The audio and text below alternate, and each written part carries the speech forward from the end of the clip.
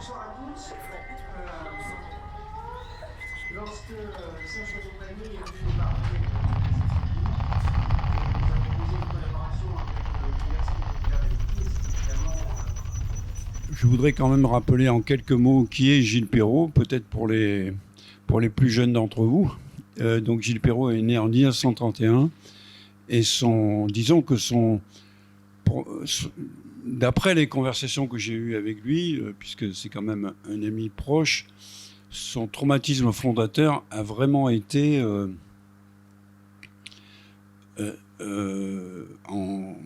quand il a vu la débandade de l'armée française et des Français devant les troupes allemandes. En 1939, il avait 9 ans en 1940. Et puis, il a vu ses parents, qui étaient des résistants, accueillir des parachutistes anglais à la maison. Et il les a vus vivre dans la tension que pouvait créer le fait de participer à des réseaux de résistance. Donc, la résistance est vraiment au cœur de son histoire, même si elle a pris des chemins divers. Il est vrai que il a d'une certaine manière, il a sans doute été frustré d'action, puisqu'il a été un grand admirateur de tous ces hommes d'action de la résistance. Et c'est pour ça il s'est engagé dans les parachutistes alors qu'il était jeune avocat. Mais il est revenu avec un bouquin qui a reçu le prix Henri Janson, qui a été un prix qui a été décerné, qui était un prix qui a été décerné par la gauche, puisque dans ce livre, il montrait comment, selon lui, l'entraînement des parachutistes était calqué sur le modèle de l'entraînement des SS. Donc on ne peut pas franchement l'accuser de complicité ou de mollesse à l'égard des pratiques de l'armée française. Ensuite, il a quand même écrit un certain nombre de livres qui ont marqué l'époque. Pardon. C'est bon là. Ensuite, il a écrit un certain nombre de livres qui ont marqué l'époque. Certains d'entre vous se souviennent certainement du Pull au vert rouge, qui était un livre où il montrait ce qui a été très vraisemblablement une erreur judiciaire, en tout cas qui a été un crime qui a consisté à décapiter un gamin, un très jeune homme, sous Giscard d'Estaing. Il ne faut jamais oublier, si un jour on doit peser au trébuchet les mérites des uns et des autres présidents, il ne faut jamais oublier que Mitterrand a été ministre de la Justice quand on a décapité Huton, et que Giscard d'Estaing était ministre de la Justice quand on a décapité Ranucci, alors que Jacques Chirac, Jacques Chirac qu'on a de nombreuses raisons de ne pas aimer, et je les partage toutes, s'est toujours opposé à la peine de mort et a voté contre son propre parti pour l'abolition de la peine de mort. Je pense que les gens se jugent aussi sur leur exercice des droits, les présidents se jugent sur leur exercice des droits régaliens. Bref, cet aparté terminé. Pour revenir à Gilles Perrault, il a été aussi l'auteur de notre ami le roi, qui lui a valu un contrat sur sa tête. Il a dû vivre protégé pendant plusieurs années. Il a dû vivre sous protection pendant plusieurs années. C'était un livre sur le Hassan II, son système, le système de torture, de répression, etc. Il a beaucoup écrit sur la Seconde Guerre mondiale. Et donc, dans ce livre, Dictionnaire amoureux de la résistance, ce qui m'a beaucoup touché, c'est que c'est effectivement un livre complètement subjectif. Comme le titre l'indique, en fait, c'est une série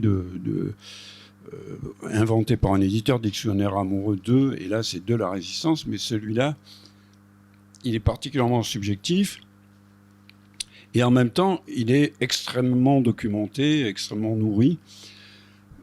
Je voudrais simplement... oui, un autre livre, excusez-moi, j'ai oublié un autre livre pour moi, qui est deux livres fondamentaux de Gilles Perrault.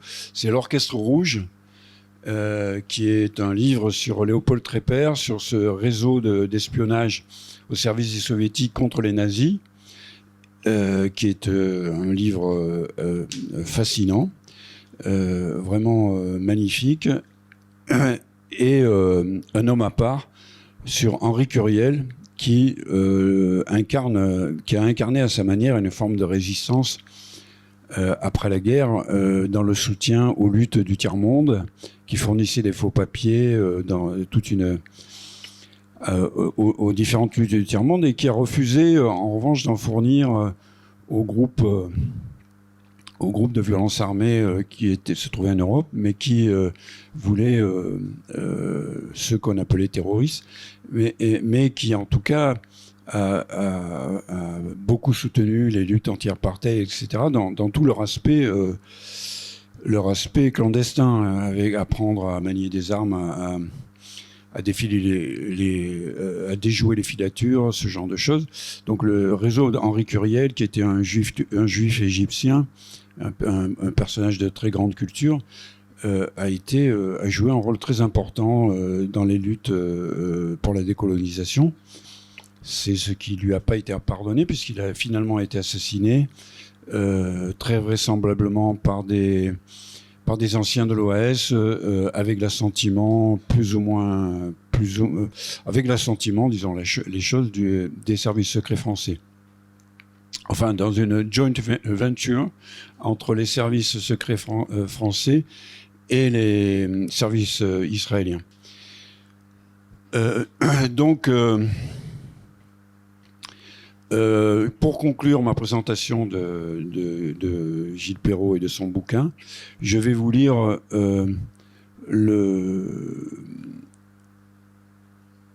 une rubrique qui, la dernière fois que je l'ai lue, m'a arraché des larmes. Alors je vais essayer de vous la lire sans pleurer. Donc, et après cette discussion, je passerai la parole à Frédéric Lordon, à David Dufresne et à Alain Damasio, et pour leur poser la question, peut-on penser qu'il y a une forme d'esprit de résistance qu'on trouve déjà dans la résistance et qui peut nous être encore utile aujourd'hui, et est-ce que vous le voyez à l'œuvre à l'heure actuelle, dans les mouvements des peuples, dans des mouvements comme celui qui a beaucoup occupé notre après-midi, par exemple. Voilà. Donc, je vais vous lire ce passage qui me touche beaucoup.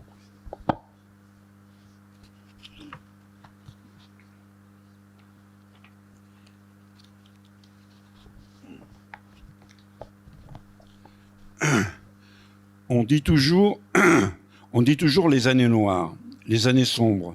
Et personne ne prétendra qu'elles étaient roses ou bleu pastel. Mais pour les résistants au moins, elles ne furent pas exemples de bonheur, au pluriel. Dans un texte superbe du savant dictionnaire historique de la résistance, Pierre Laborie évoque le singulier rapport des résistants à la mort. Il cite Brossolette qui, en 1943, avant de mourir aux mains de l'ennemi, écrivait de ses compagnons résistants. Ce sont des hommes à qui la mort avait été interdite sous peine capitale et qui ont dû d'abord la braver pour pouvoir la briguer. L'histoire dira un jour ce que chacun d'entre eux a dû accomplir pour retrouver un droit à la mort et à la gloire.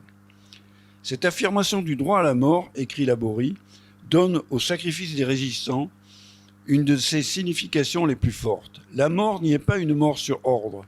Elle ne résulte pas du devoir d'obéissance ou d'un acte passif de discipline. Elle n'est pas non plus une forme de délivrance. Le défi de la mort inverse le rapport à la mort. Attendue, affrontée, jamais subie, la confrontation à la mort devient recherche d'un dépassement qui donne sens à la vie. Et Laborie de citer Georges Canguilhem, évoquant ceux qui ont préféré les raisons de vivre à la vie. Autrement dit, et plus platement, l'armistice signé par Pétain avait fait sortir les Français de la guerre. Et de sujets de l'histoire, Ils en étaient devenus les objets. En s'auto-désignant à la mort, par un engagement puni de la peine capitale, le résistant recouvrait du même droit le droit à la mort et réintégrait l'histoire. Aristocratie sans aucun doute. Camus constatait qu'une guerre classique tuait le meilleur et le pire, alors qu'avec la résistance, ce sont les meilleurs qui se sont désignés et qui sont tombés. Mais une aristocratie démocratique, constate justement Sartre. Il n'est pas d'armée au monde où l'on trouve pareille égalité de risque pour le soldat et le généralissime. Et c'est pourquoi la résistance fut une démocratie véritable.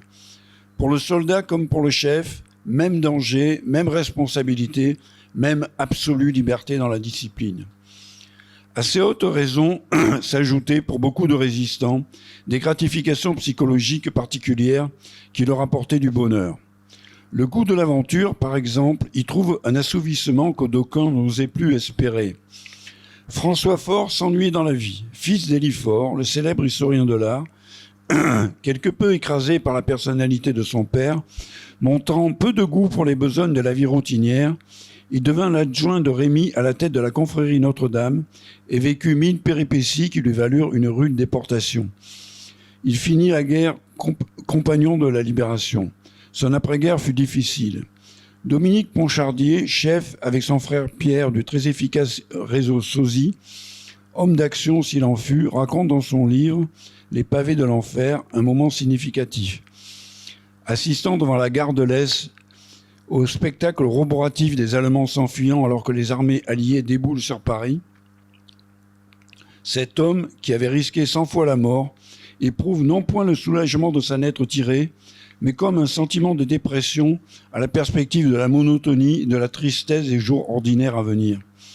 Il y pimentera en écrivant la célèbre série Le Gorille et en reprenant du service contre l'OAS avec la création et le commandement des Barbouzes. Il est l'inventeur du mot. Dans ses mémoires de guerre, De Gaulle écrit que son appel du 18 juin le jetait hors de toutes les séries. À un niveau infiniment plus modeste, ne fût-ce pas le cas de tant de résistants qui, par la seule vertu de leur engagement, se trouvèrent précipités hors des séries et des routines.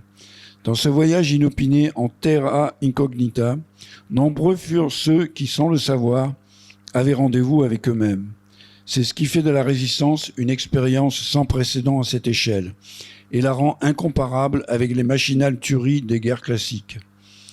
Innombrables furent les résistants qui se découvrirent des potentialités dont ils ne soupçonnaient même pas l'existence.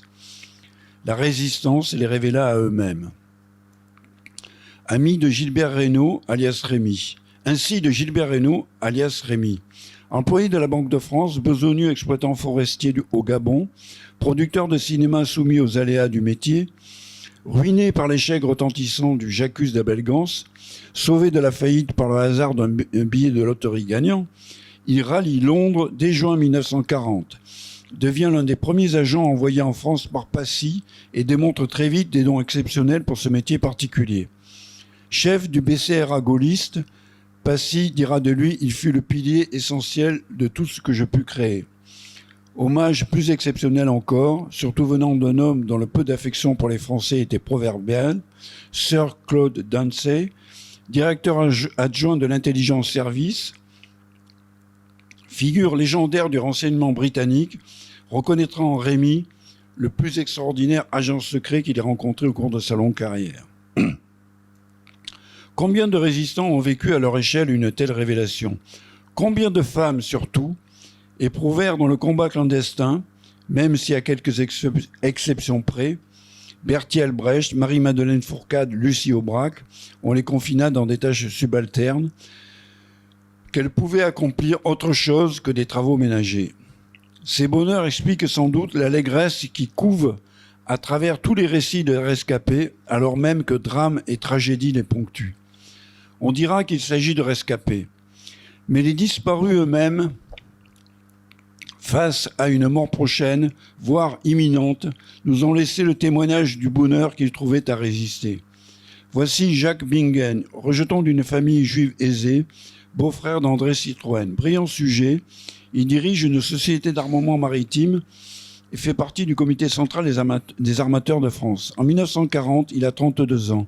Blessé et décoré en juin, il rallie Londres dès juillet et la France libre lui confie raisonnablement la gestion de sa maigre marine marchande. Il veut se battre. En 1942, il obtient sa mutation au BCRA. Il s'y lie d'amitié avec Jean Moulin.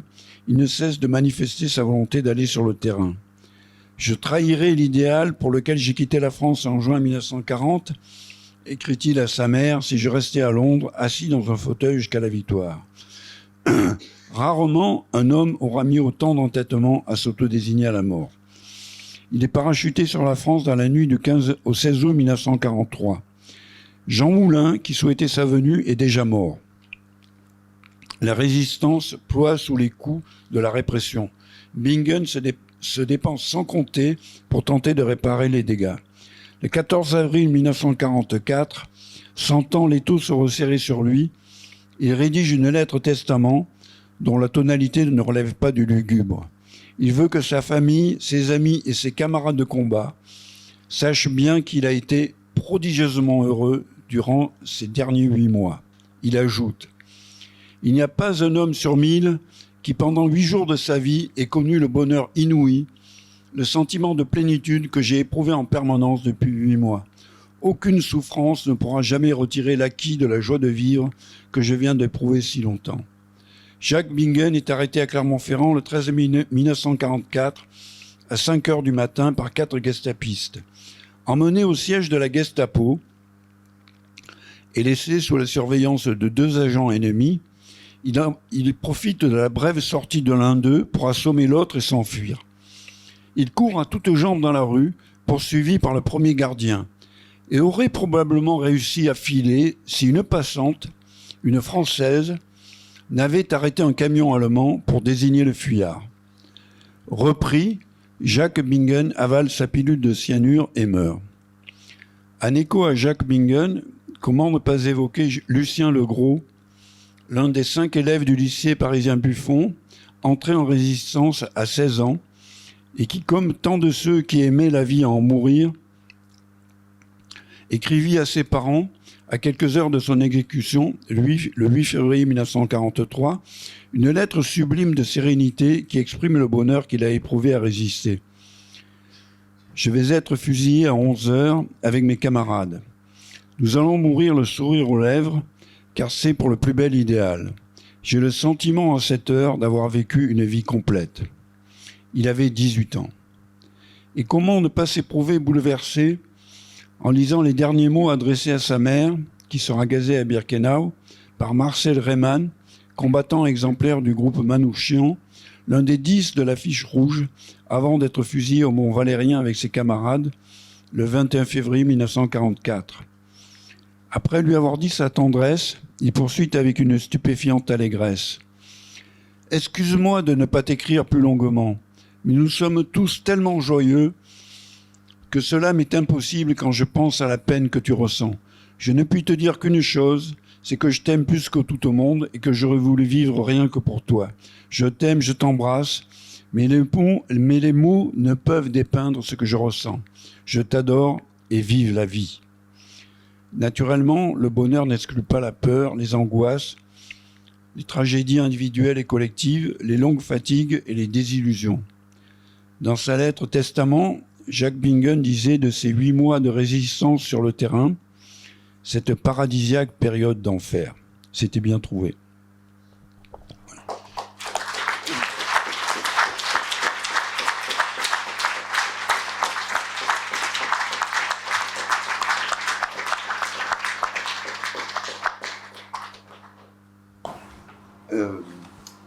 Donc, voilà, je vous ai préposé la question tout à l'heure.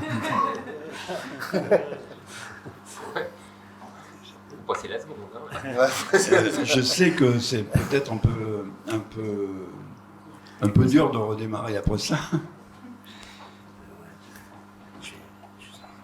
Et donc, c'était le passage que Jérôme Leroy avait choisi de vous lire, mais qu'il n'a pas pu vous lire ce soir. Tiens. Bon, évidemment, c'est impossible d'enchaîner derrière. Moi, plutôt que répondre, je vais répondre par un texte qui s'appelle Sister Resist, parce que le mot résiste est un anagramme de sister et j'aimais bien jouer là-dessus. C'est un texte effectivement aussi sur la résistance, où ma façon d'essayer de transmettre la profonde vitalité, ou en tout cas cet élan vital extrêmement puissant qu'on peut trouver à résister. Donc c'est de la fiction, c'est pas du tout dans le réel qu'on vient d'entendre, mais j'y vais, je vous le balance comme ça, un peu à l'arrache, un peu au slam. Hey, tu connais Sister Resist, l'intranquille? Mais c'est qui elle? Personne. Juste un mythe que je te fabrique brique à brique. Juste une clameur qui meurt et que tu peux remurmurer. Sister Resist a été de toutes les luttes souterraines et solaires. Elle est de toutes les surrections, les hauts faits, les combats. Tour à tour, à la pointe et à la poupe, Sister Resist, à la masse, en marge, debout, derrière ton dos par voix, plus épaisse que ton ombre, plus aiguë que tes cris. Elle est revenue de tout, disent ceux qui n'ont jamais marché vers rien. Elle est revenue, oui, pour toi, pour nous, avec des armes liquides et du son pur. Et elle parle le babel de fable aussi bien que le furtivo, la flaque ou l'asphalte décadencé. Et quand elle danse à l'orthogonale des façades. Elle danse avec des idées de dehors ourlées dans la matière, de dehors nées du cœur physique des choses. Faudrait grandir en partant du milieu. Comme l'herbe de fissure des Sister Resist. Se vivre comme kyste d'air qu'elle chante. Comme un noyau qui pousse vie et se dilate du dedans vers les autres. Du qui dévore la pêche molle du système. Faire fruit, dit-elle. Faire feu, faire mèche, faire fuir. Badaboum! Elle crie. Tohu! Zona désirée, zigzag, Taz, Tarnac, Emouché, Squat, Street Art, Casbah ou cabane, un archipel de toits libres, réinvestis ou circuler ou s'installer, commune, troc, volt, don, Fab Lab, Akatak, copyleft, rock natif, slam hâtif, comme ici. Tout ce qui prend souche en cellule et crève sa membrane. Tout ce qui houle du ventre, même à 5, à 10 ouf et contamine parce que c'est beau et bruissant. Tout ce qui fait sang, sans le neuf, respire à frais mais à sac soulève, percer le ballon de l'intérieur de la vessie et filer avec l'air qui siffle. Sur la brèche ou sur le pont, se tenir. Ne pas se vouloir au-dessus ou en avant, à côté ou au-delà, mais entre. La plus belle des positions, go-between, entremetteuse, dans l'interstitiel et l'interlope, là où la vie passe, intercalée, là où l'eau, hop, et l'air, là où l'espace ne préexistait pas avant qu'on l'ouvre, comme on déchirerait une nappe de bitume sur 400 mètres, rien qu'avec une forêt de bras. Sister Resist n'a pas d'autre manifeste que ses pas et ses gestes, pas d'autre écriture que ses esquives et ses saltos, que ses courbes que dessine parfois une cursive. Ce qu'on sait de sa pratique a été compilé par des scribes de passage. C'est une Bible à la diable, agrafée au fil de fer, que ceux qui marchent debout se jettent au thorax comme un frisbee carré. Voici les copeaux que j'ai pu en gratter, piocher dans des pages taguées au bic qui se sont arrachées quand j'ai tourné la chose. Ça disait ça. Face au règne des miradors et des radars, l'invisibilité, qui est un art martial. Opposé au réseau tactique des brutes, des routes et des rondes, le faisceau tactile des luttes, des doutes et des frondes. Face aux interfaces et aux filtres, coupés court, court-circuités, chercher le rapport direct, la chaleur, les restes de corps à corps, le vieux miracle du face-à-face. Face à l'argent, s'installer dans l'inéchangeable, le sacrifice, l'amour, le don, le hors de prix, étendre le territoire affectif de la gratuité. Face au fonctionnel et au performatif, le bug, le hack, le sabotage. L'héroïsme, cette forme aboutie du terrorisme. Face au contrôle continu de nos flux, être et devenir furtif. Et enfin, face à la fatigue, faire hausse férocement.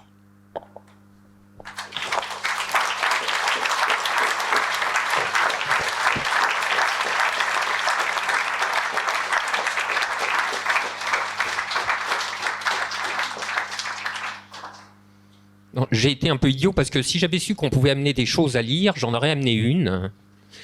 Et en particulier, pour vous lire des extraits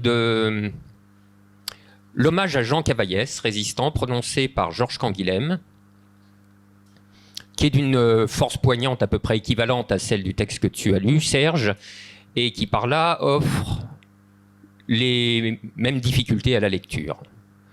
Bon, ça sera pour une autre fois, le cas échéant, et là je vais revenir au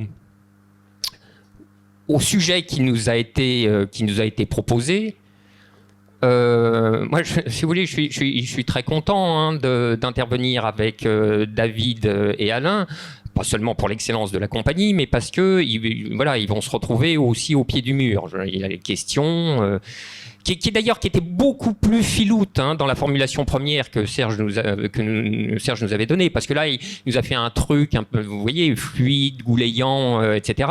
Alors qu'à l'origine, la formulation, c'était résistance, R majuscule singulier, résistance, R minuscule pluriel, vous avez 4 heures. Ouais, c'est ça. C'est vraiment la question de cours pour la grecque de gauchisme. Bon, alors, je veux dire, c'était dégueulasse, parce que eux, ils avaient carte blanche, et moi, je me retrouvais en prépa, quoi. Donc, il va falloir vous sortir les mains de dessous les fesses, les gars. Et toi, tu vas pas t'en tirer juste. Bon. Alors, je vais pas répondre tout de suite. Je vais les laisser déblayer le terrain. Mais l'autre raison pour laquelle je suis content d'intervenir avec eux, c'est que j'aimerais bien prolonger en fait leur discussion et la prolonger au travers d'une anecdote qui m'est revenue en vous écoutant. On était 4 dans une voiture en revenant de Beaumont-sur-Oise. Et dans la voiture, il y avait Antoine, qui est un des amputés de la main. C'est un gars dont on a vu pas mal le visage. Il s'est fait faire une prothèse, point fermé, ce qui est un parti pris. Et on parlait comme ça dans la voiture, il nous disait, mais voilà, lui, visiblement, ce garçon est doté d'un dynamisme psychique extraordinaire parce que en, je sais pas, 5-6 mois, il a récupéré, il est reparti, etc. Il lâche pas le morceau. Bon, et il nous parlait d'un autre garçon qu'il avait rencontré, qui lui s'est fait, je sais pas s'il a perdu une main ou un œil. Et puis je crois qu'en plus, je veux dire, il passait par là. Je veux dire, il n'était pas dans la manif, etc. Boum. Et lui est détruit. Visiblement détruit, et Antoine anime une espèce de réseau des mutilés.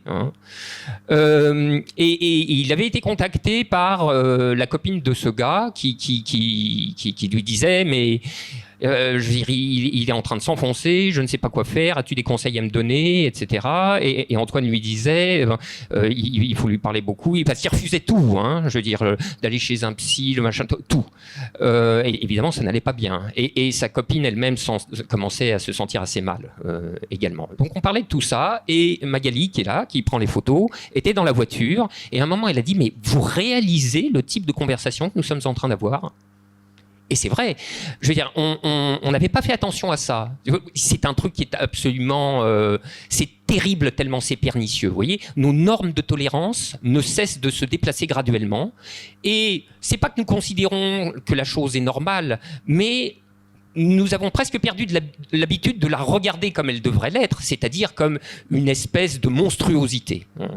Donc là, il y a vraiment un problème. Et cette réflexion nous a tous marqués, et moi en rentrant je me suis dit, mais c'est vrai quand même, là nous sommes en train de changer de régime. Il y a quelque chose qui est en train de se jouer. Et le changement de régime, si vous voulez, on le voit pas avec les grosses choses qui arrivent à la surface des médias. C'est pas seulement les mains arrachées, les yeux crevés, etc., dont on a fini par parler, parce que, je veux dire, à force de... Bon, lui, il en sait quelque chose, à force de démarrer les médias à la manivelle, etc. Mais c'est ce fourmillement de petites choses qui, parce que petites, ne font jamais l'objet de récits dans les médias. Alors, typiquement, celle qui a été racontée tout à l'heure. Vous voyez, le gilet jaune gardé à vue. Et le mec qui lui dit, mais elle est belle, ta fille ? Vous voyez, ce genre de dégueulasserie, enfin, je veux dire, proprement inouïe. Et bien, des petites choses comme ça, il y en a des centaines, il y en a des milliers. C'est la torgnole donnée au passage, c'est les insultes, c'est la bousculade gratuite, etc., etc. Et de cela, jamais, évidemment, les médias ne parlent. Évidemment, c'est des petits points, mais tous les petits points, ça fait un tableau à la fin. C'est une école bien connue, n'est-ce pas ?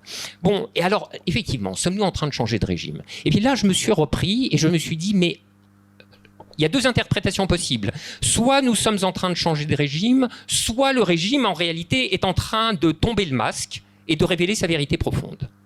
C'est quoi le régime? C'est la chose qu'on appelle avec des guillemets la démocratie. Alors, dans le système d'opposition pour débiles légers qui a fréquemment cours dans les éditoriaux du Monde, de Libération, de l'Obs, etc., vous avez en général le raisonnement logique suivant, fondé sur les élections de 2017, c'est Le Pen pas démocratique, Macron pas Le Pen, ergo Macron démocratique. Vous voyez, c'est le syllogisme du bourricot, qui est en général salué par un ian triomphal. Voilà. Et ça tient toujours, hein, cette connerie, hein, dans leur tête. C'est ça qui est extravagant. Or, la chose qu'il va falloir commencer à dire sérieusement, c'est que la démocratie est tout ce qu'on veut sauf de la démocratie. Alors, vous entendrez à chaque fois quand il y a les guillemets, quand ils y sont pas. La démocratie se donne dans ces têtes-là pour l'honnête arbitre formel qui va départager les différents contenus politiques substantiels en compétition libre. Mais c'est une fable pour enfants qui ont le goût du merveilleux ou qui croient encore aux faits. Il n'en est rien. En réalité, il y a un implicite ou un inavouable de la démocratie qui consiste en ceci, qu'il y a un contenu toujours déjà élu. Et que la démocratie, c'est cette espèce de jeu à la con qui organise des variations secondaires autour de ce contenu toujours déjà élu. Qu'est-ce que c'est ? C'est le primat de l'ordre propriétaire.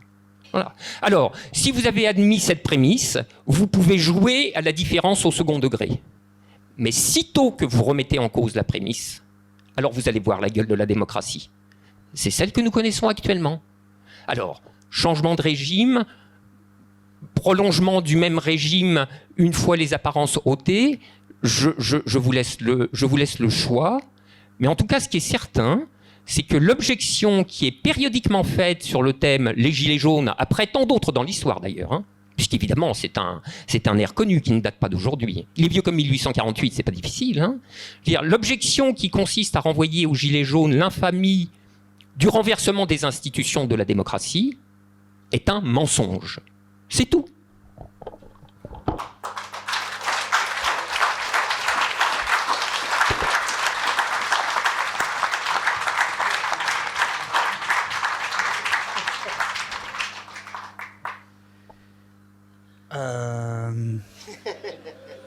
Moi, je n'ai que le bac. Alors, quand on me dit que j'ai 4 heures pour réfléchir à un truc, je dis, je vais faire formation professionnelle, je vais aller ailleurs. Alors, écoutez, d'abord, je dois vous dire que, bon, voilà, je suis très heureux d'être là, tout ça, mais je suis extrêmement touché parce que moi, il y a 35 ans, il y a un mec qui m'a peut-être appris la résistance, c'était Gilles Perrault. J'étais donc, avant d'être bachelier, ça a été difficile, j'étais lycéen et j'ai donc fait ce qu'on appelait un exposé sur le pullover rouge et ça a changé ma vie. Donc je ne sais pas si quelqu'un transmettra ça à Gilles, mais voilà. Je ne l'ai jamais vu physiquement. Mais voilà, sa figure est là et sa figure de résistant pour moi, c'est-à-dire résistant à l'ordre des choses, au discours convenu, etc. Voilà, ça toujours, ça me guide vraiment. Donc l'Orchestre Rouge évidemment, etc., etc. Donc c'était la raison pour laquelle j'étais très fier d'être à côté de lui, mais il n'est pas là. Et puis alors là, j'ai niveau, pas au-dessus, mais il faut que je réfléchisse. Alors, à l'inverse de toi, Serge, m'en voulez pas pour les gens qui habitent ici, le plateau. Je sais que vous êtes extrêmement marqués par la résistance, et c'est normal, et c'est bien, et c'est formidable. Moi, je le suis moins que vous. Je vous le dis franchement. Ça me parle moins que vous. Évidemment, j'ai un immense respect, mais ça n'est pas quelque chose à laquelle je pense régulièrement. Bizarrement, je pense plus à ce que la résistance a laissé ensuite, après la guerre, le Conseil national de la résistance, avec des idéaux sociaux, dont je sais vaguement quelques trucs bac B, voilà, donc économique et social. Donc il me reste 2-3 trucs, mais je les ai pas oubliés. Et j'ai l'impression que ces idéaux sont totalement piétinés. Et pour moi, si on devait rendre hommage à la résistance et rendre hommage à sa flamme, c'est surtout à ce qu'elle voulait nous laisser. Son combat est merveilleux, mais je dirais, c'est deux autres générations, c'est très loin de moi. Mais je le dis vraiment avec beaucoup évidemment d'humilité et de respect, mais voilà. Et j'ai l'impression que depuis les années 80, en fait, depuis l'arrivée de la gauche au pouvoir, en réalité, le piétinement, il est continuel. Pour ce qui m'intéresse particulièrement, les choses policières, 1984, la loi sur la sûreté, sécurité publique, c'est le moment où la gauche, on va dire parlementaire, franchit, change de cap et met le sécuritaire avec tout ce que ça au premier plan. Et depuis, on ne cesse de constater le piétinement des idéaux que la résistance nous a transmis. Et ce qui est très difficile aujourd'hui en 2019, ce qui a été très difficile pendant l'histoire des Gilets jaunes qui continuent, donc ce qui est très difficile depuis, c'est de n'avoir quasiment aucun relais, un abandon total de tous, des avocats, des associations, des partis, des ONG. Alors évidemment qu'il y a des militants, et je sais que par exemple sur les violences policières, il y a des comités qui se créent, etc. Mais je veux dire que c'est tellement faible par rapport à ce que ça devrait être. Et là, je me dis, on est totalement indigne de ce qu'ils nous ont laissé. Vous avez 3 heures.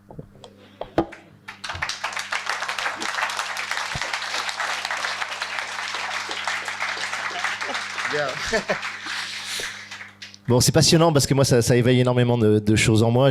Moi, je suis vraiment entré en écriture par résistance, pour la résistance, et à un moment donné où j'avais eu un déclic totalement, majeur, en tout cas pour moi, qui était ce post-scriptum sur les sociétés de contrôle de Gilles Deleuze. C'est-à-dire ce moment où j'arrive à 20 ans et je fais une école de commerce à ce moment-là. J'ai le sentiment, normalement, on m'explique que je vais être l'élite de la France, et j'ai le sentiment absolu d'être dans une aliénation totale.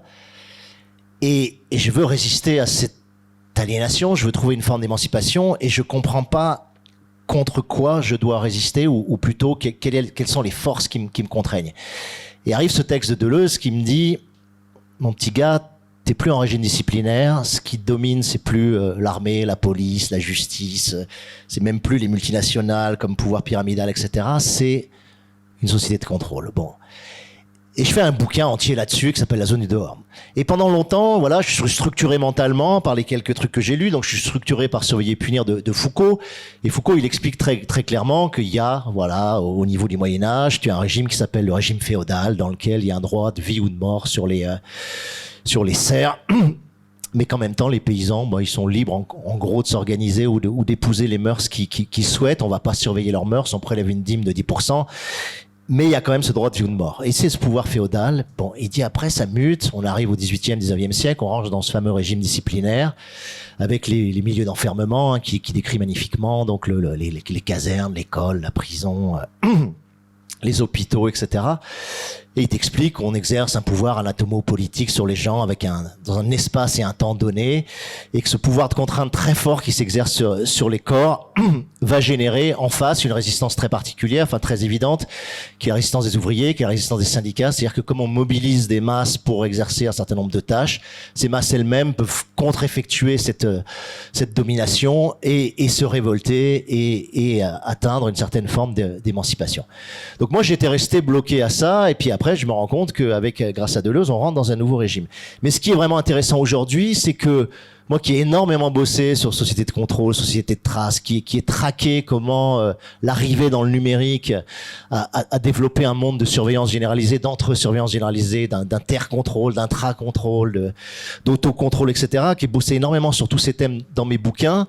Je me rends compte avec l'arrivée de Macron qu'on a en fait un phénomène de régression, mais qui est pas une régression, parce que Foucault le dit dès le début, c'est plutôt Deleuze qui le dit dès le début. Il dit, c'est pas que les régimes féodaux, disciplinaires et de contrôle se suivent historiquement. Oui, d'un point de vue de la dominante sociétale, ils se suivent, mais en réalité, ils sont coextensifs. C'est-à-dire que on a aujourd'hui des portions de régimes féodaux qui continuent à coexister dans notre société. C'est typiquement la façon dont Bernard Arnault va vivre, dont les milliardaires vont s'enfermer, vont être dans des sortes de conforteresses particulières, vont avoir tout un ensemble de serres. Donc ce régime féodal se maintient, le régime disciplinaire aussi, le régime de contrôle aussi. Mais à des moments, il y a tel ou tel régime qui se met en place. Et moi, j'ai l'impression qu'on est dans une sorte de normosphère, j'appelle ça. Tant qu'on reste à l'intérieur de la sphère, qu'on va pas toucher les parois, il se passe rien, on revient pas au disciplinaire. Et dès qu'on finit par toucher les parois, ce qui s'est passé avec les Gilets jaunes, les Gilets jaunes ont vraiment fait peur à ce pouvoir-là. On a été touché les parois de la sphère, de la normosphère. Et là se met en marche le régime disciplinaire. Et on n'y est pas prêt. Donc moi, c'est pas qu'on est indigne de l'époque, c'est qu'on est simplement pas éduqué, pas formé, on n'a pas l'habitus de la répression. Voilà. Moi, je suis né en 1969, j'ai 50 ans. Je n'ai connu qu'un empire, j'ai envie de dire, pacifique, bien sûr oppressant, bien sûr contrôlant, bien sûr surveillant, bien sûr vicieux, insidieux, sournois, tout ce que vous voulez, mais des procédures extrêmement subtiles de manipulation, de contrôle. Mais j'ai pas connu la répression, d'accord? Donc je suis pas prêt. Donc je suis pas capable aujourd'hui encore de mobiliser les énergies nécessitant de contrer la répression. Et moi, on n'a pas parlé d'un gros sujet, je trouve, dans la violence tout à l'heure, qui est pour moi extrêmement important, c'est que quand tu rentres dans un régime de répression comme c'est le nôtre actuellement, il faut se rendre compte que le terme de violence est complètement manipulé contre nous, c'est-à-dire qu'on nous dénie tout droit à la violence, d'accord? C'est-à-dire que nous, on subit une violence policière, donc sur les corps, extrêmement forte, qui est considérée comme du maintien de l'ordre, pas du tout comme une violence. Et paradoxalement, la violence que la plupart des Black Blocs peuvent exercer, etc., s'exerce simplement sur des biens. C'est-à-dire qu'on casse des vitrines, on casse des banques, on brûle le Fouquet, etc. Mais il n'y a pas de violence, je veux dire, sur des personnes. Or, c'est cette violence sur les biens qui est considérée, alors c'est peut-être justement cet empire de la propriété, en tout cas ce droit de propriété qui est au fondement de nos pseudo-démocraties qui fait ça, mais c'est considéré comme la violence la plus atroce qu'on puisse exercer, quoi, tu vois. Alors que pour moi, c'est complètement dérisoire parce qu'on s'attaque à l'inerte. Donc moi j'ai l'impression qu'il y a eu une façon de décrédibiliser les actions violentes et on est l'héritage de ça, même au niveau militant, c'est-à-dire que on prône la non-violence, on prône le pacifisme, on prône la désobéissance civile et on se dit à force de manifestations, à force de pétitions, à force de tribunes, à force de textes, de romans, de tout ce que vous voulez, de pièces de théâtre, on va réussir à renverser ce régime de la répression. Et ben je crois qu'à des moments de l'histoire, ça ne suffit pas.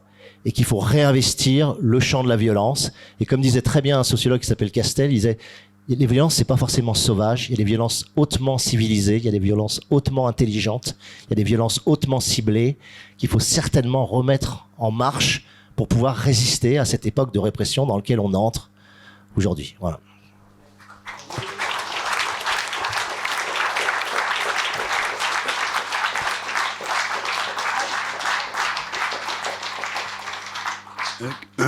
Quand même, je suis frappé que tu opposes. C'est une opposition que je comprends très bien, société de contrôle, et puis en nom de société de contrôle, et donc la résistance serait un concept qui serait moins opérant.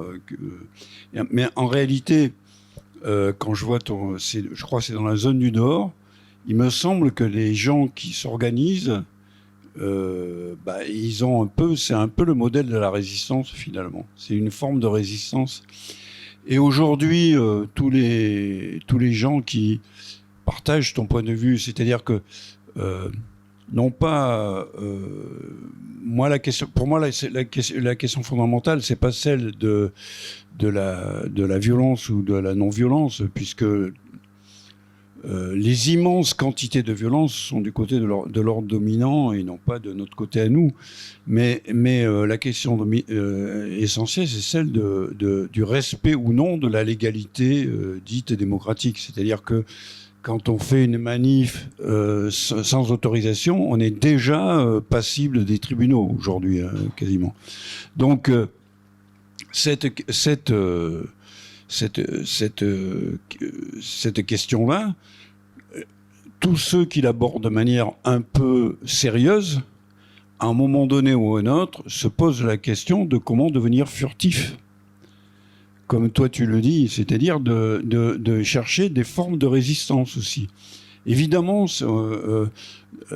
il serait obscène de nous comparer comme le faisaient les Mao dans les années 70, de nous comparer aux résistants qui, eux,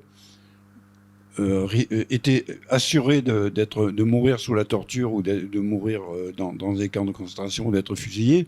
Nous, on n'en est pas là. On n'en est vraiment pas là. Il faut bien le reconnaître, même si il y a un palier décisif qui a été franchi, comme vous l'avez très bien expliqué cet après-midi. Mais quand même, je suis frappé du fait qu'on se retrouve presque contraint à adopter des formes de clandestinité, c'est-à-dire spontanément, on n'a pas trop envie si on doit faire une manif non déclarée, il vaut mieux éviter de le proclamer, d'en parler au téléphone, etc. C'est quand même, il y a quand même quelque chose là qui serait peut-être intéressant de creuser. Ouais, je réponds juste à ça parce que c'est vraiment au cœur d'effectivement de ce que j'essaie de faire dans mes romans, mais c'est clair que le niveau de contrôle atteint qui vient d'un couplage avec le numérique et avec des technologies optoélectroniques extrêmement déployées, rien que l'invention du smartphone, qui est un outil, donc comme vous le savez, de géolocalisation absolument d'une précision absolument terrifiante, ça fait qu'on a un habitus, vraiment là, comme tu le dis, je pense, on a un habitus de résistance sans même s'en rendre compte. C'est-à-dire qu'aujourd'hui, tu peux difficilement aller en manifestation sans mettre un masque, sans se masquer, sans essayer de pas être pris par les caméras biométriques. Et si t'es pas pris par les caméras biométriques, eh ben tu vas peut-être être pris par l'ADN. Tu dois te battre pour ne pas avoir ton ADN prélevé. Et maintenant, j'ai appris tout à l'heure qu'a priori, on peut encore forcer maintenant cette prise d'ADN et de faire rentrer dans les fichiers. Il est évident que les degrés de liberté dont bénéficiaient encore nos parents dans les années 70 sur l'anonymat, sur la faculté à être furtif, justement, à être clandestin, ont complètement été écrasés. Et dans un monde de visibilité, dans un panoptique complètement délirant, quoi. Et que, du coup, pour résister à ça, la position furtive, moi, mon livre s'appelle Les Furtifs, je pense que vous le savez, le titre était là justement pour dire à la société de trace quelle est la seule forme de résistance évidente à laquelle on doit essayer d'aboutir, qu'on doit essayer d'apprivoiser, c'est effectivement la furtivité. Et la furtivité, c'est tout un travail à la fois numérique, de pratique, mais qui demande un boulot colossal. Faut pas utiliser sa carte bleue, faut tirer du liquide, faut pas avoir de smartphone, faut crypter tout ce que tu fais sur les réseaux, faut crypter tes mails, c'est-à-dire que ça exige un boulot qui peut être comparable peut-être au travail qu'ont dû effectuer les résistants sous la domination nazie. Mais sauf que nous, c'est au quotidien et de façon irrémédiablement triste, quoi, en tout cas extrêmement contraignante. Donc effectivement, la position de furtivité me paraît être une des pistes de la résistance aujourd'hui, mais c'est plus facile à dire et à dire dans une fiction qu'à pratiquer dans le réel. Je voudrais apporter un bémol. Évidemment, tout ce que Alain dit sur la société de contrôle, de surveillance, c'est très lumineux, c'est très juste. Et en même temps, comme dirait l'autre, pardon, excusez-moi, ça sort de son corps. Et de la même façon, le même objet diabolique, le smartphone, c'est ce qui a fait ces derniers mois un objet de résistance. Car tous ces gens qui, samedi après samedi, lèvent leur smartphone sur la police ou contre la police, je veux dire que c'est dingue. C'est devenu, alors que c'est autorisé par la loi, on a le droit de filmer un policier dans l'exercice de sa fonction, c'est devenu un acte de résistance. Et c'est un acte de résistance qui s'est fait, alors il est tout petit, mais il est important parce que c'est lui qui fait le tableau. Ça fait partie des petites touches. Et cette idée que j'ai développée tout à l'heure sur l'idée que aujourd'hui on peut non seulement filmer mais aussi diffuser en même temps, c'est le même outil, c'est celui qui nous a servi, qui peut aussi parfois être un outil de résistance, mais pour le coup furtive. C'est-à-dire qu'évidemment ça va pas durer très longtemps, mais le même objet peut avoir cette idée-là. Et en fait, dans l'intitulé, je trouve que le plus important c'est le S de résistance avec un petit R. Car effectivement, l'éparpillement dans lequel on est nous oblige à réfléchir chacun de notre côté à qu'est-ce qu'on peut faire, à faire partie du petit S. Et bien pour certains, c'est lever le smartphone, c'est de diffuser, d'autres, c'est d'écrire, etc. Bon, alors je vais reprendre moi aussi le sujet, puisque là, il n'y a plus moyen d'y échapper. Il y a résistance, résistanceuse. Il y a deux lectures possibles. Il y a une lecture symbolique et une lecture stratégique. La lecture symbolique, je ne m'y attarde pas. D'ailleurs, Serge en a dit quelques mots. Je sais, les gens, pour se donner du cœur à l'ouvrage, aiment à scander ensemble résistance, résistance, etc. Ah, bon, pourquoi pas. Effectivement, il faut comment dirais-je, il reste de la distance vis-à-vis qui nous sépare de ce que ça a été la résistance avec un grand R au singulier. Maintenant, il y a la lecture stratégique. Alors, il faut s'entendre, résistance au pluriel. Bon, je prends le risque de contrarier l'esprit des lieux. Moi, résistance au pluriel, sauf dans une configuration où une myriade de petites résistances cherche sa propre agglomération pour former une grande résistance, mais sans majuscule, ça me va. Mais sinon, si résistance au pluriel, c'est compris comme une simple prolifération d'expérimentation, de défection, de désertion, de soustraction, etc., je pense qu'il y a là une impasse stratégique pour la raison suivante, c'est que de deux choses l'une, ces expérimentations qui, entendez-moi bien, sont d'une nécessité incontestable. Je dis simplement qu'elles ne peuvent pas suffire pour la raison suivante. De deux choses l'une, ou ces expérimentations demeureront insignifiantes, et tautologiquement elles demeureront insignifiantes, ou elles ne le seront plus, et nous savons maintenant d'expérience que le pouvoir les écrasera impitoyablement. Nous le savons après ce qui est arrivé à la ZAD, nous le savions déjà avec ce qui était arrivé à l'IP en 1973, qui avait été tout autant écrasé, quoique par d'autres moyens. Voilà. Donc moi, ce que je crois, et alors là, j'ai un désaccord avec toi, Alain, parce que je me souviens d'avoir lu dans un entretien que tu faisais, oui, on va pas renverser le capitalisme, mais on va faire plein de petits îlots qui se soustrairont.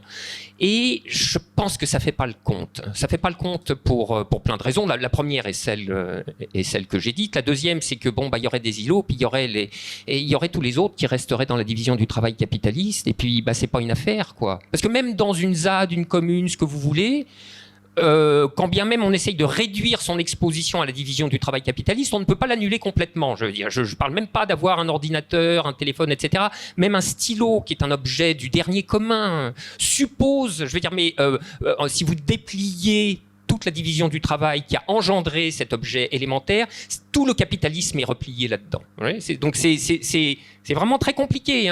Et pour cause, le capitalisme a pris en otage la totalité, ou presque, non, mais une immense partie de nos conditions d'existence matérielle. Otage nous sommes. Et puis voilà. Le dernier argument, c'est... voilà, il y a la question climatique qui est en train de nous tomber dessus. Je veux dire, il est bien clair que les capitalistes bousilleront la planète jusqu'au dernier euro à en extraire. Déjà, il ne faut pas nourrir d'illusions, n'est-ce pas ? Ouais, je crois. On en rediscutera, mais je crois. Maintenant, s'il y a un travail politique à faire, me semble-t-il, c'est le travail de la conséquence. Il se trouve que l'affect climatique est en train de prendre dans la société. À certains égards, moi, ça me dégoûte. Je vais vous dire pourquoi. On a toléré pendant des décennies le massacre des hommes. Ça allait. La classe bourgeoise culturelle, ça allait. Alors maintenant, je veux dire, se baigner dans la mer au plastique, les températures qui montent, peut-être la villa en bord de mer qui va...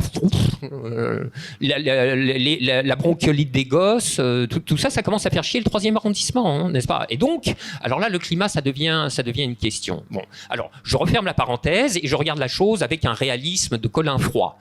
Il y a une force qui est en train de se constituer autour de ce thème. Ainsi soit-il, on la prend et on regarde ses pouvoirs de traction qui pourraient, me semble-t-il, aller croissant.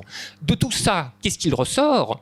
C'est que il ne s'agit pas de se rendre furtif pour se soustraire au capitalisme. Il s'agit de se rendre furtif à titre instrumental pour s'organiser, tactique, pour s'organiser afin de renverser le capitalisme. Je veux dire, vous voyez, donc c'est pas du tout le même horizon stratégique. Je veux dire, tant que la grosse bête n'aura pas été foutue par terre, nous n'aurons pas la paix. Il ne faut pas croire que nous l'aurons dans des îlots, hein, ou alors dans des îlots tout petits. Voilà. Et là, il me revient en tête ce que Machiavel écrit dans La révolte des Ciompi, où il parle du discours de l'un des leaders de la révolte, vous pardonnerez l'anachronisme, et qui harangue ses camarades en leur disant, écoutez, il faut s'organiser vite, triompher de préférence, parce que sinon le truc va se refermer sur nous et ça va être impitoyable. Et je vous signale que c'est exactement aussi en ces termes, hein, que se pose la situation stratégique des Gilets jaunes à l'heure actuelle. Je veux dire, vous voyez, c'est qui tout double, hein. L'appareil d'État est en train de se refermer avec une brutalité inouïe. Il a terrorisé, puisque c'est lui qui terrorise. Moi, je serais assez prêt à parier qu'à relativement brève échéance, sous pression des syndicats de la flicaille, le fait de tourner... Tu vois, de tourner avec un smartphone des policiers, ça deviendra illégal. Et alors là, on l'aura dans le baba, mais jusqu'à la garde.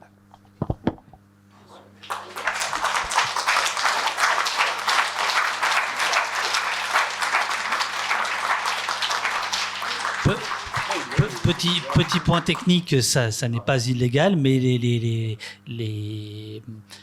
la réplique, elle est arrivée assez vite. Elle est arrivée en décembre d'abord sur les photographes professionnels, et ensuite à partir de mars, où personnellement j'ai constaté parmi les blessés, les gens ciblés, c'était avant tout des vidéastes, des gens qui avaient des téléphones, etc. Donc ça c'est très clair. Et dans le même temps, des autorisations préfectorales pour les policiers pour se cagouler, pas de matricule, etc., etc. Alors que tout ça normalement, les cagoulés qui étaient éventuellement autorisés, par exemple, c'était ceux qui étaient venus à Tarnac il y a 10 ans.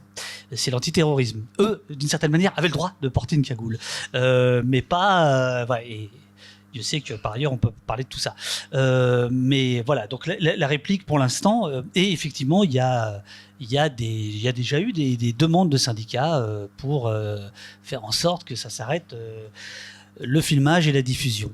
Mais pour l'instant c'est absolument légal, autorisé, et je vous invite.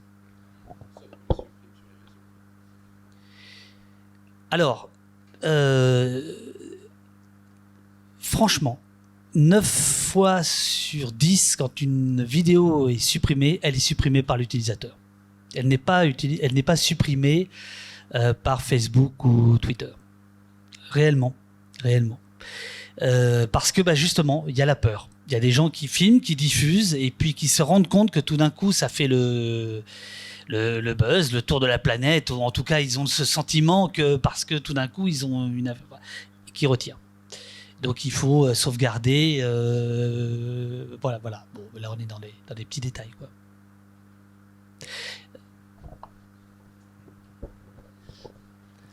Ouais, juste pour rebondir sur le smartphone et l'inversion, c'est évident que dans un régime panoptique, et Foucault l'avait très bien expliqué, il faut voir sans être vu. Voilà. Et celui qui a la position stratégique qui lui permet de voir sans être vu a gagné. Voilà, donc les policiers essayent de ne pas être vus, perçus, d'avoir un numéro de matricule. Eux, ils peuvent mettre les cagoules. Eux, ils ont le droit de tout ça. Ils ont le droit à la clandestinité, mais pas nous. En tout cas, ils essayent de retrouver le régime de visibilité maximum, bien que les Black Blocs avaient trouvé la parade, évidemment, en s'habillant totalement en noir. Pour revenir à ce que disait Frédéric Lordon tout à l'heure, moi j'ai envie de te poser une question en fait tout bêtement.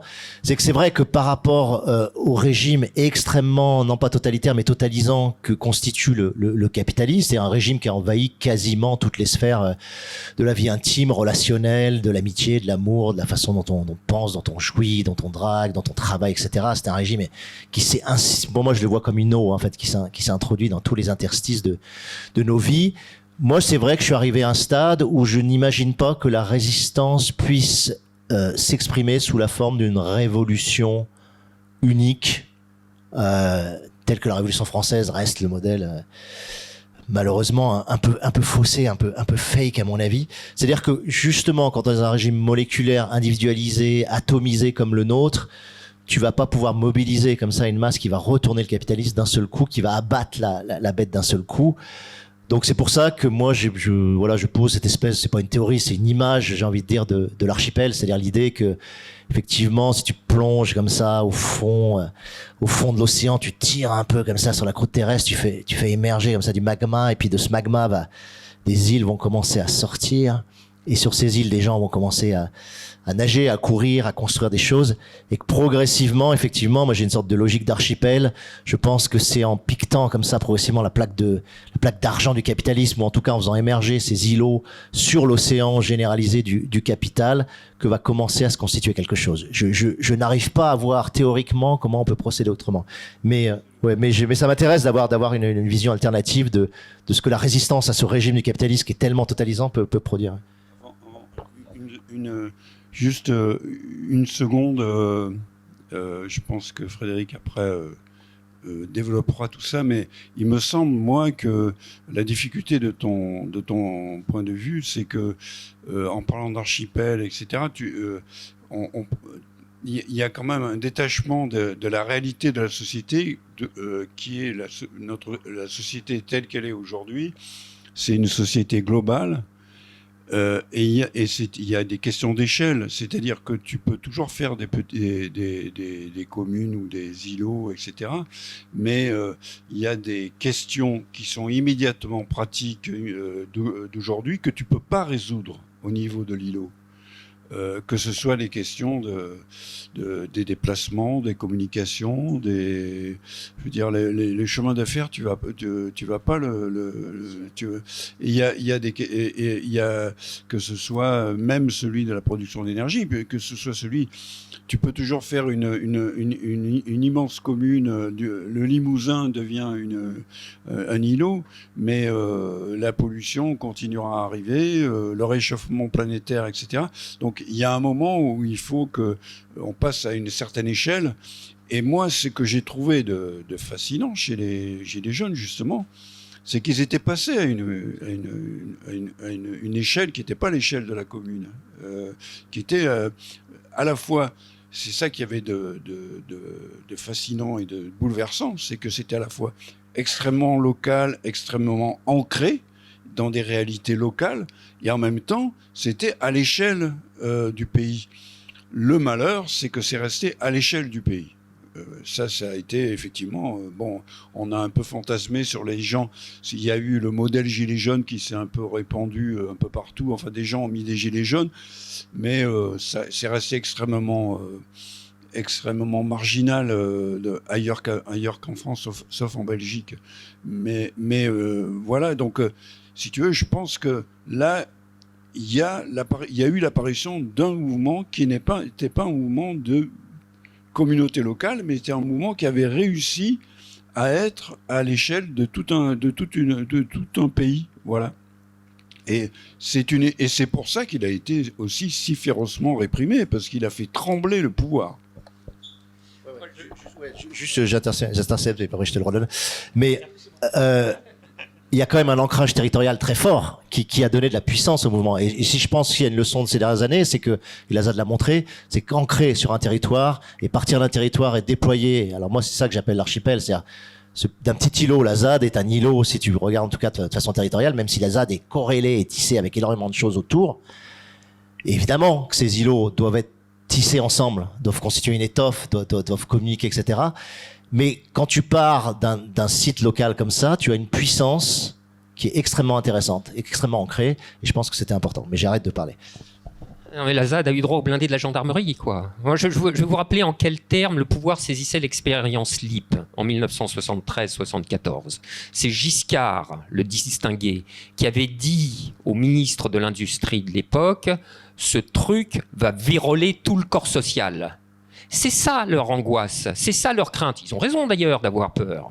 C'est des propositions désirantes dont le pouvoir d'attraction peut s'avérer considérable et en réalité insupportable pour le pouvoir, pour un pouvoir capitaliste qui veut imposer sa proposition à lui et n'en veut connaître aucune autre. Où l'on rejoint d'ailleurs ce que je disais tout à l'heure sur les sophismes de la démocratie. Votez ce que vous... votez ce que vous voulez, pourvu que ce soit Macron. Vous voyez, tout ça, c'est des déclinaisons du même schème fondamental. Et donc, Alain, tu dis, moi, je trouve le modèle de l'archipel, c'est très beau, hein, j'aime énormément, ou j'aimerais aimer. Mais tu vois, il y a ton hypothèse, il va y avoir l'archipel, et puis... Non, mais moi, ce que je crois, c'est que l'archipel n'aura pas lieu. On ne le laissera pas faire. On ne le laissera pas se développer parce que c'est trop dangereux. Alors maintenant, je vais vous surprendre par mon archaïsme. Il est d'usage de dire que le grand soir est un truc, si vous voulez, une espèce de fossile d'une pensée politique ensevelie. Et moi, je ne crois pas. Je ne crois pas du tout. Alors évidemment, des grands soirs, si j'ose dire, ils s'en produisent pas tous les 4 matins. Ah oui, mais ça c'est certain. Mais en effet, et c'est là que je rejoins Serge, les Gilets jaunes ont été un mouvement qui combinait alors le meilleur des deux mondes, c'est-à-dire les ancrages territoriaux extrêmement importants, mais qui ne faisait pas juste l'archipel, c'est-à-dire dont la visée était le débouché à l'échelle macro-sociale, alors disons à l'échelle nationale, n'est-ce pas ? Et c'est ça qui a fait sa force et qui a fait son inédicité. C'est un truc qu'on n'avait jamais vu. Je veux dire, un truc qui vient défier le pouvoir. Et ça a été un quasi grand soir. Je vous signale que lors de l'acte 3 ou entre les actes 2 et 4, je veux dire...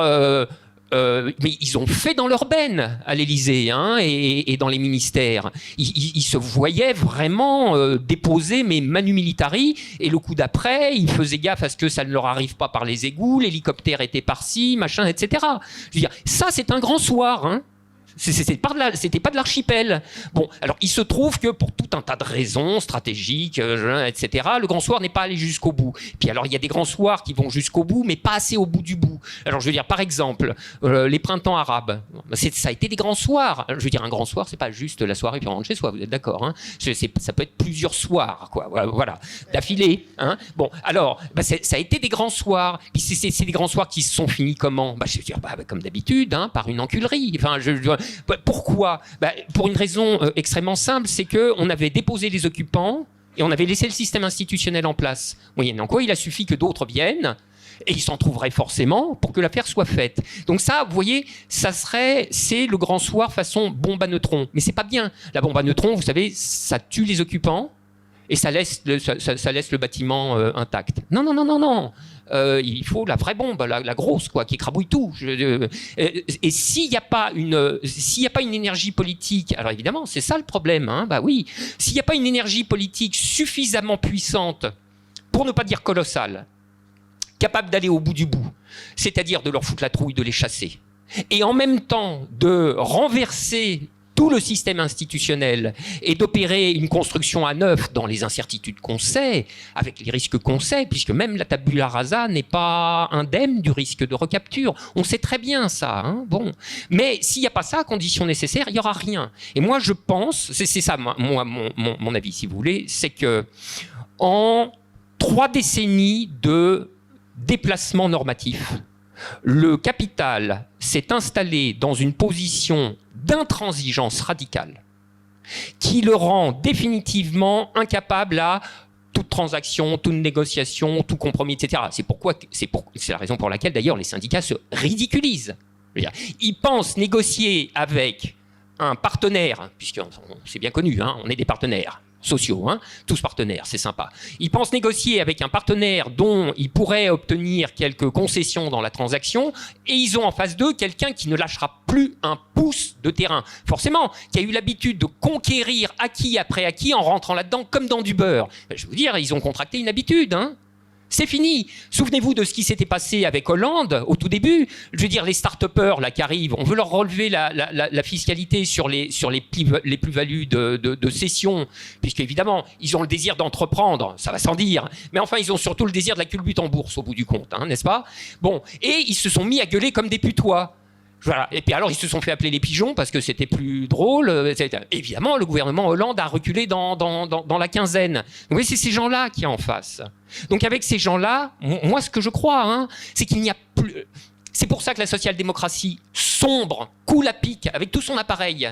C'est parce qu'elle croit qu'il existe encore un espace intermédiaire entre le statu quo et le capital qui va continuer d'avancer comme un bulldozer, etc. Cet espace intermédiaire n'existe plus. il n'existe plus. Donc maintenant, là aussi, c'est qui tout double. C'est-à-dire où la chape se referme, où tout doit être foutu par terre. Tant que tout ne sera pas foutu par terre, ça continuera en s'aggravant. Voilà, c'est ça la situation stratégique. Et pour en sortir, oui, il faut ce rassemblement de forces absolument considérable et qui n'est pas seulement de type archipélagique. Enfin, évidemment que tous les archipels se développent, c'est merveilleux, mais ça doit déboucher sur autre chose, sur du gros, ouais, sur du lourd.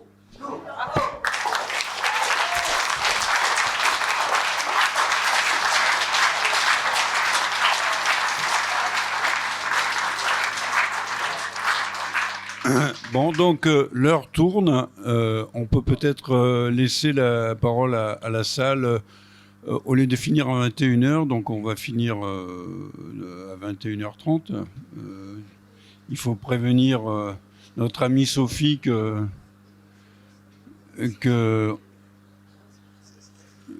ça va se faire plus tard que prévu. Qui veut prendre la parole là ? Moi, je voudrais juste demander aux intervenants de ne plus parler des Gilets jaunes à l'imparfait, s'il vous plaît. Parce que les Gilets jaunes ne sont pas morts, ils bandent encore, comme dirait Brassens.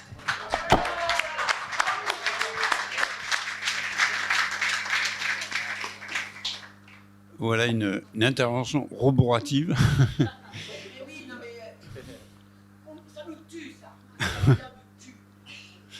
Qui d'autre voudrait dire un mot là ? Parce que après, oui. Par rapport à la furtivité, une question peut-être à Alain Damasio, je ne sais pas. Mais en fait, vous disiez, oui, les actes de résistance, on doit rentrer dans la furtivité, mais il me semble qu'un des actes les plus importants de résistance pendant la Seconde Guerre mondiale, c'était le défilé d'Oyonnax, il me semble, c'est ça, où la résistance a défilé à la vue de tout le monde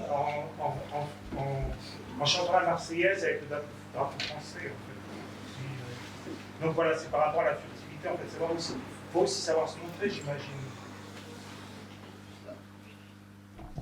Non, mais c'est évident que d'un point de vue tactique et stratégique, la temporalité des actions est fondamentale. Il y a des moments où il faut se montrer, mais il faut se montrer au bon moment. Si tu te montres au mauvais moment, tu te fais massacrer. Puis il y a des moments où il faut se cacher. Oui, bien sûr. Je pense qu'il y a, et c'est très compliqué d'avoir ce sens du tempo, je pense.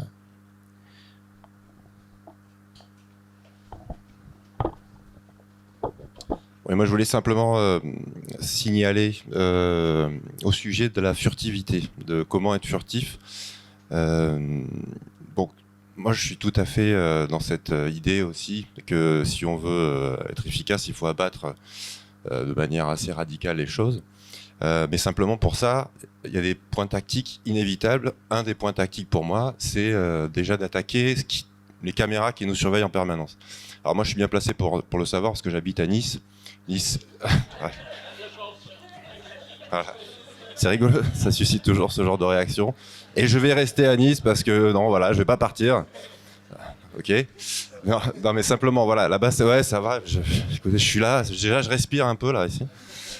Mais bon, ce que je voulais dire, c'est qu'en fait, là-bas, c'est un laboratoire. Et je voulais juste signaler que pour les gens qui connaissent pas bien la région, il faut être vigilant parce qu'on n'est pas égaux territorialement là sur les logiques de surveillance. On voit bien que, par exemple, l'affaire Geneviève Leguet, c'est pas forcément un hasard si ça s'est produit à Nice. Il y a, voilà, ça c'est l'histoire du lieu qui fait que ça arrive là.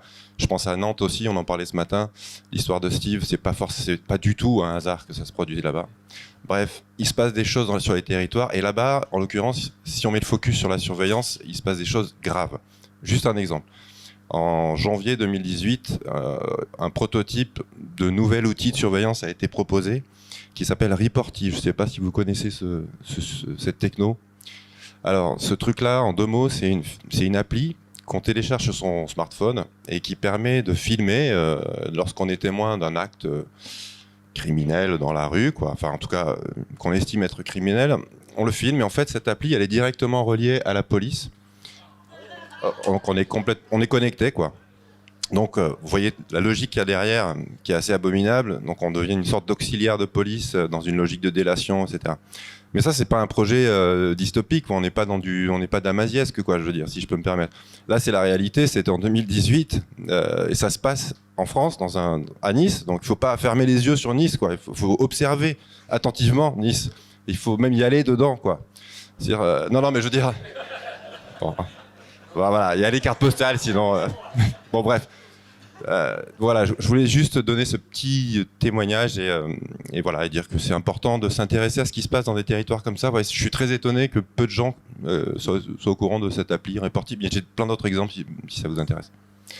Reporti, je reporte, je suis policier, citoyen. Et après, je suis peut-être noté, d'ailleurs, comme dans les furtifs, je suis évalué en fonction de ma citoyenneté, un peu comme ça se passe en Chine, d'ailleurs, ça c'est pas dystopique non plus. Mais... Enfin, bref, il faut surveiller ça, quoi.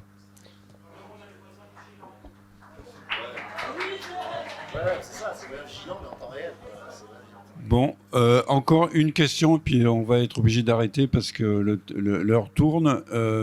Après, je vous conseille vivement d'aller à Fontmaquer pour assister à la performance de Sophie Roussel. Et de toute façon, on va tous se retrouver, enfin ceux qui en ont envie vont se retrouver en bas pour participer aux agapes que vous proposent les écrits d'août. Vous aurez l'occasion de bavarder de manière plus informelle avec les présents. Donc je prends encore une question. Il y avait, je suis désolé, mais le monsieur a soulevé la main, le premier. Je peux peut-être la poser comme ça. Oui, ouais. Alors, je vais parler assez fort. Quand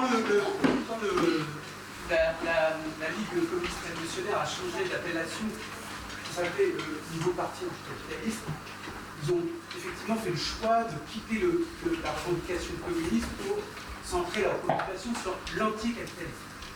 Et il me semble, ça peut être une erreur, c'est-à-dire qu'il ne suffit pas d'appeler de façon urgente à la rupture avec le système pour provoquer cette rupture.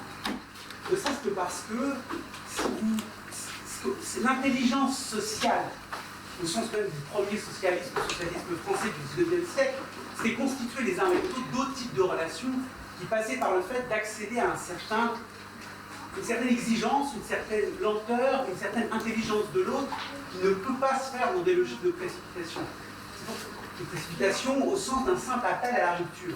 Et il me semble que ce qui est important quand même dans cette histoire des archipels telle que je la comprends, c'est aussi de changer, de se changer soi-même, de changer son rapport aux autres pour instituer un autre rapport social. Voilà, c'est ce que je voulais dire. Et c'est évidemment une question et aussi une position entre vous, vous l'avez compris. Mais il me semble important quand même de le dire.